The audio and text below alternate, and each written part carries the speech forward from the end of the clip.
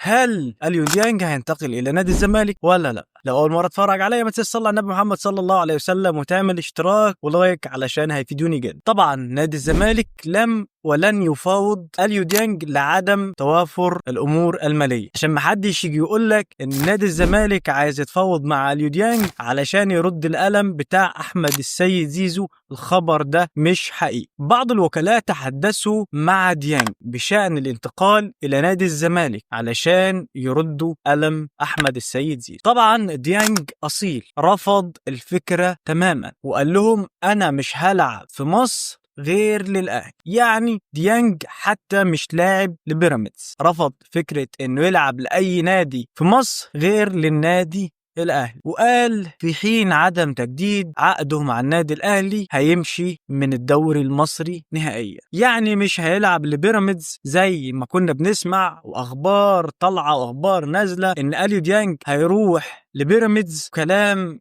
كتير كنا بنشوفه الفترة اللي فاتت، وإن بيراميدز عرضت 3 مليون دولار، وكلام كله في الفاضي.